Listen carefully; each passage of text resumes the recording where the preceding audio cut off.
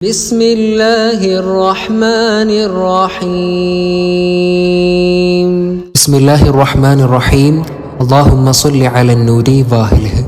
പ്രിയപ്പെട്ടവരെ, അല്ലാഹു സുബ്ഹാനഹു വ തആല നാം ചെയ്യുന്ന അമാലുകൾ, സൽക്കർമ്മങ്ങൾ നമ്മളിൽ നിന്നും സ്വീകരിക്കുമാറാവട്ടെ. ഒരുപാട് ആളുകൾ പ്രത്യേകം ദുആ കൊണ്ട് വസിയത്ത് ചെയ്തിട്ടുണ്ട്.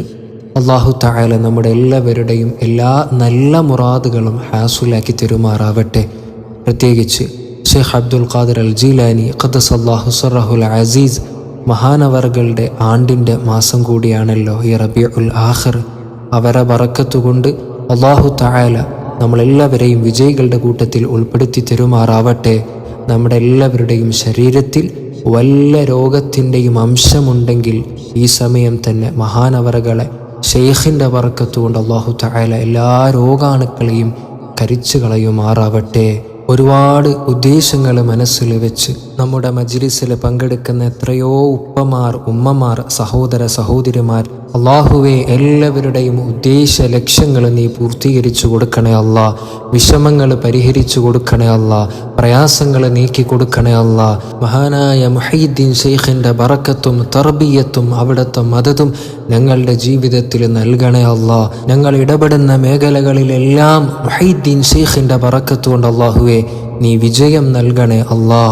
ഇൻഷാ അല്ലാഹ് ഇന്ന് മുഹയ്യിദ്ദീൻ മാലയിൽ നിന്നുള്ള അല്പം വരികളും മുഹയ്യിദ്ദീൻ മൗലിദിലെ 2-ാം ഹദീസും അതിൻ്റെ ബൈത്തും ചൊല്ലി നമുക്ക് ദുആ ചെയ്യാം. ഈ മൗലിദിൻ്റെയും മാലയുടെയും ഒക്കെ ബറക്കത്ത് കൊണ്ട് അല്ലാഹു തആല നമ്മുടെ ജീവിതത്തിൽ, കുടുംബജീവിതത്തിൽ നല്ല ബറക്കത്ത് നൽകി അനുഗ്രഹിക്കുമാറാവട്ടെ. നമ്മുടെ വീടുകളിൽ അല്ലാഹു തആല എല്ലാവിധ ഖൈറുകളും ബറക്കാത്തുകളും നൽകി അനുഗ്രഹിക്കുമാറാവട്ടെ. ബിസ്മില്ലാഹിർ റഹ്മാനിർ റഹീം.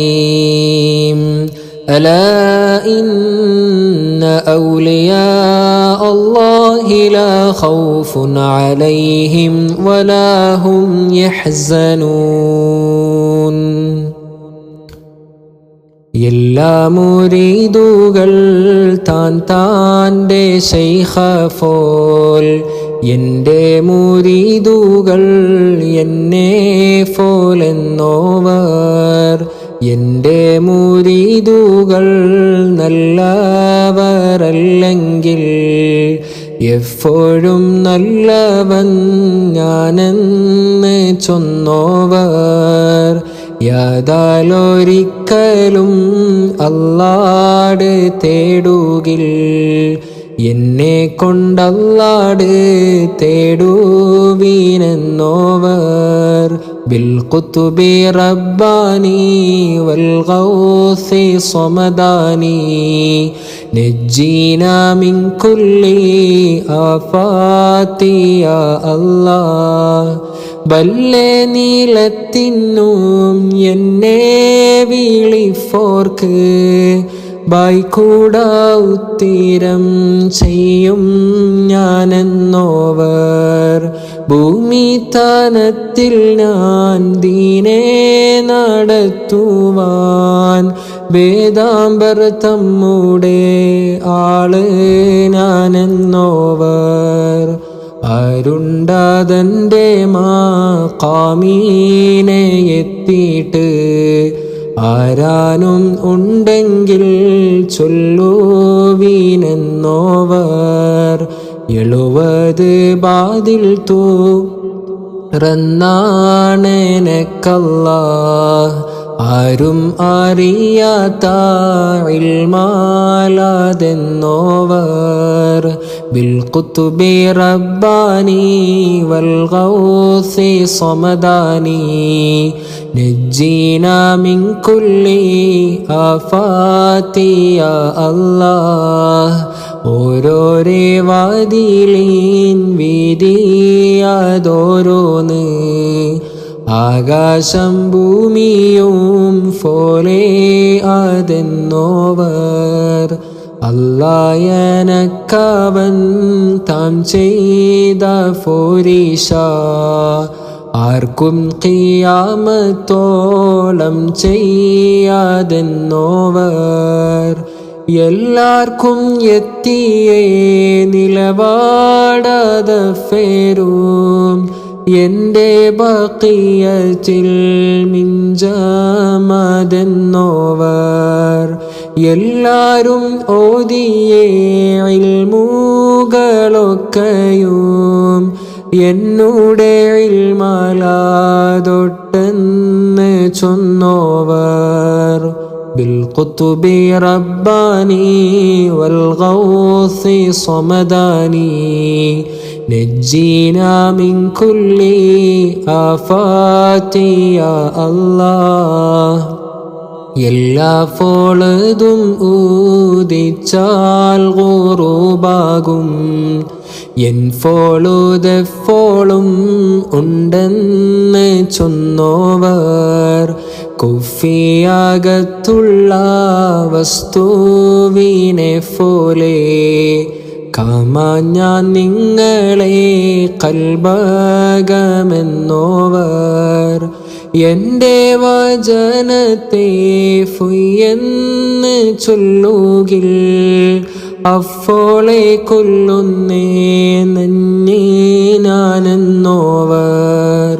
അവരുടെ ദീനയും ശേഷം ദുനിയാവയും ആഖിറം തന്നെയും ഫോക്കും അതെന്നോവർ بالقطب رباني والغوث صمداني نجينا من كل آفات يا الله നൽനിനവ് എന്ന ഓരുത്തർ നീനച്ചെങ്കിൽ നായൻ ആദാബിനെ നെയ്താക്കും എന്നോവർ ഏകൽ ഉടയവൻ ഏകൽ അരുളാലേ ഇത്തരം എത്തിരാ ബണ്ണം പറഞ്ഞോവർ 4 കിതാബയും മറ്റുള്ള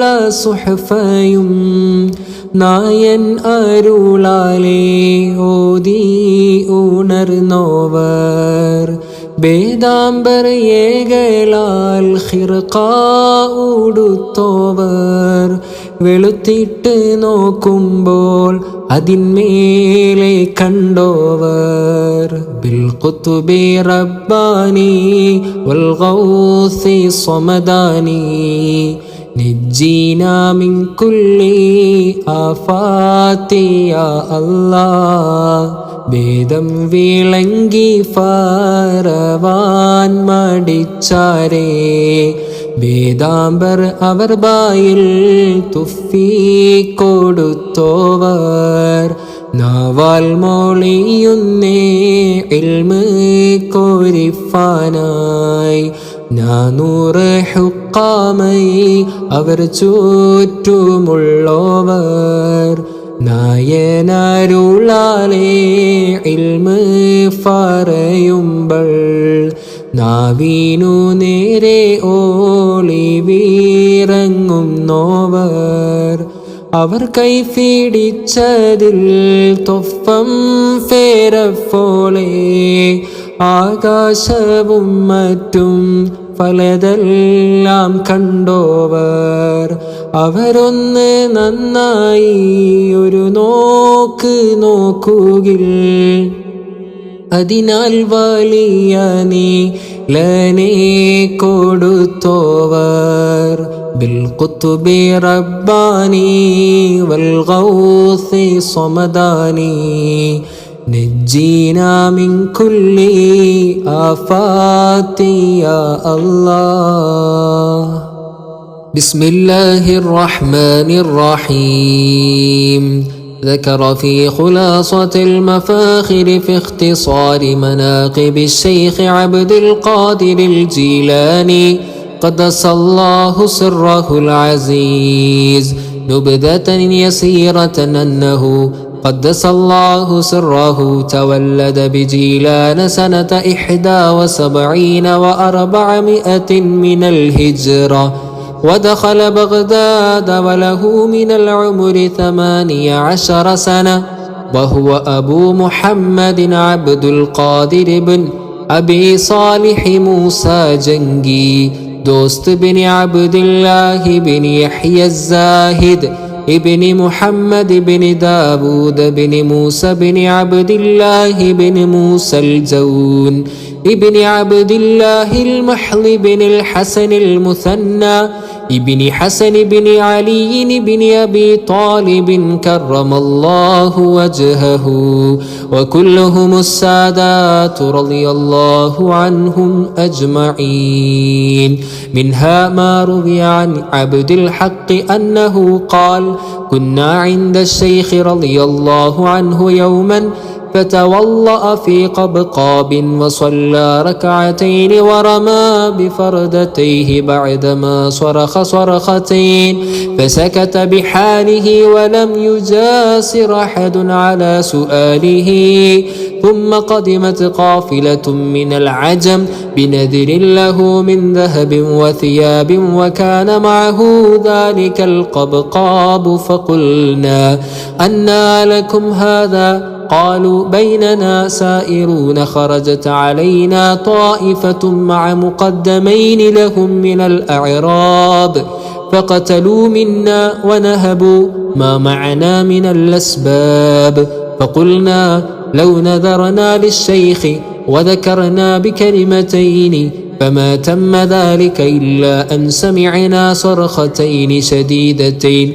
فقال واحد منهم: تعالوا وانظروا ما نزل من القهر علينا. فنظرنا ووجدنا مع مقدميهم ميتين، وعند كل منهما فردة من هاتين.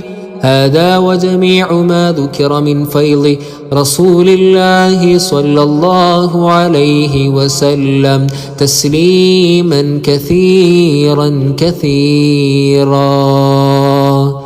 رضي الله عن عبد القادر، رضي الله عن غوث الأعظم، رضي الله عن عبد القادر، رضي الله عن غوث الأعظم، رضي الله عن عبد القادر، رضي الله عن غوث الأعظم. لا إله إلا الله، لا إله إلا الله، لا إله إلا الله محمد رسول الله. الله الله ربنا الله، الله الله حسبنا الله، نحمد الله نشكر الله، ذلك فضل من الله. يا جنود الذاكرين، يا شهود الحاضرين، أكثروا ذكرا مبينا لدليل الطالبين. أن تقولوا يا ملاذ واسع الفضل المعاذ، منكم لنا نفاذ، كلنا عونا معينا. لا إله إلا الله، لا إله إلا الله، لا إله إلا الله محمد رسول الله.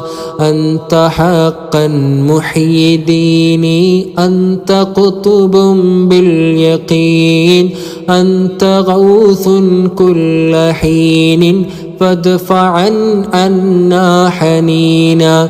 أنت غوث الثقلين، أنت زين الحرمين ومنير الملبين، اجعلنا مقبلين. لا إله إلا الله، لا إله إلا الله، لا إله إلا الله محمد رسول الله أنت أتقى الأتقياء أنت أصفى الأصفياء صرت تاج الأولياء آتنا فتحا مبينا أنت مبدئ النوادر مظهر ما في الضمائر مخبر ما في السرائر رحمة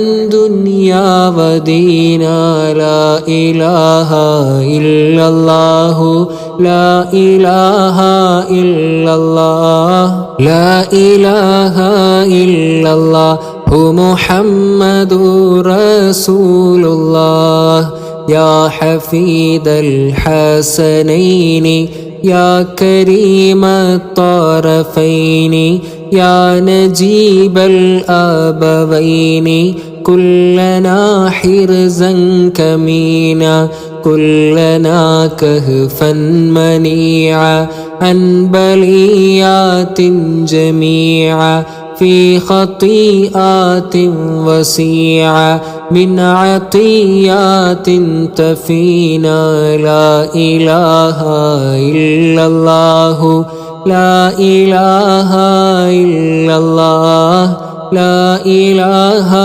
إلا الله محمد رسول الله أنزل الله سلاما مع صلوات دواما للذي غدا ختاما لجميع المرسلين أحمد والآل يسرا والألح تشوه نصرا مع من اقتفوه إثرا والفريق النائبين لا إله إلا الله لا إله إلا الله لا إله إلا الله محمد رسول الله وعفى عن سامعين مدحكم وصانعين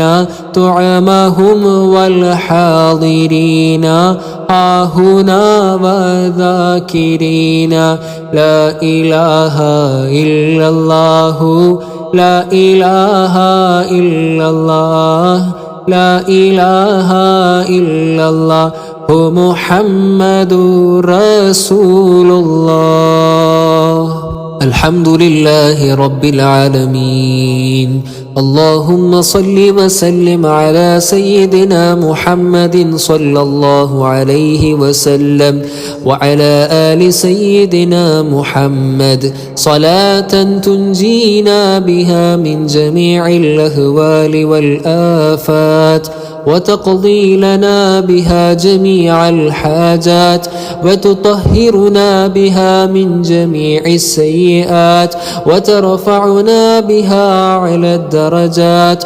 وتبلغنا بها قصى الغايات من جميع الخيرات في الحياة وبعد الممات اللهم إنا قد حضرنا قراءة مولد وليك الكريم فأفض علينا لباس العز والتكريم وأسكننا بجواره في الجنة بالنعيم المقيم اللهم ارزقنا ببركته عشق السعداء وأنلنا منازل الأولياء والشهداء اللهم اجعلنا من الحلال مرزوقين ومن الحرام معصومين وفي الجنان منعمين وإلى وجهك الكريم ناظرين اللهم اجعلنا من الذاكرين واحشرنا في زمرة الذاكرين بحق سيد الذاكرين إلهي بجلال قدسك وبجمال أنسك وبالنظر إلى أوليائك